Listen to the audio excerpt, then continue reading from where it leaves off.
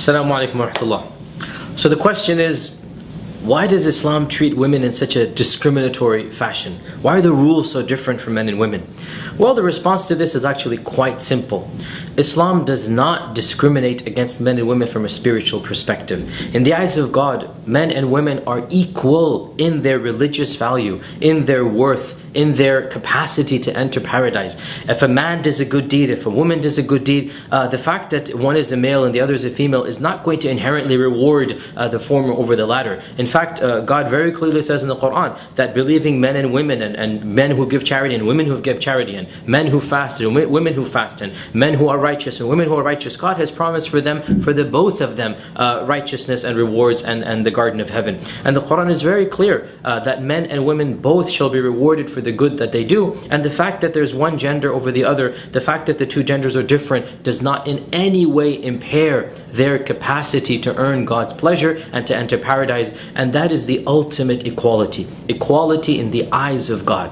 Now, for the laws of this world, there is no question that Islam has different sets of laws for men and women, but rather than viewing them as discriminatory, we as Muslims believe that these laws are more conducive to each gender. I mean, after all, men are capable of certain things, women are capable of certain things. Men cannot give birth, women give birth. Women are more nurturing. There are different talents, there are different capacities. Men are physically, physiologically, biologically different than women. And so God has created the two of us, and He knows that which is conducive to our environment. He knows that which is conducive to our gender, and therefore He has made laws that pertain to these genders. From the perspective of Islam, it's simply not logical, it's not rational, it's not reasonable to compare the roles of men and women in society, because men and women are not the same. Allah says in the Quran, وَلَيْسَ الذَّكَرُ كَالْأُنثَى, that the male is not like the female is not like the male. They are different from many different perspectives,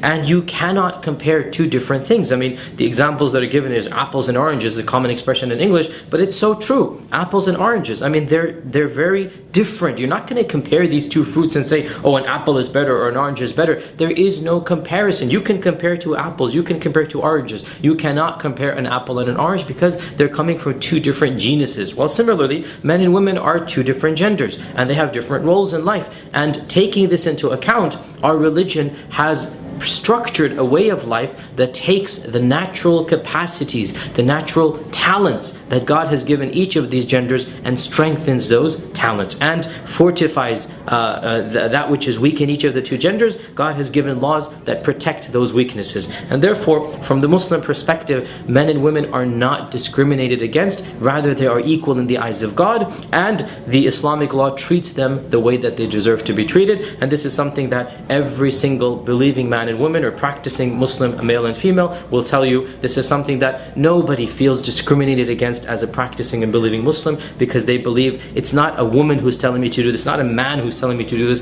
it is God who's telling me to live my life the way that I want to and the way that He wishes me to do so. And when I live my life in that way, I find comfort, I find peace, I find the pleasure of God, and that is the ultimate happiness of Islam.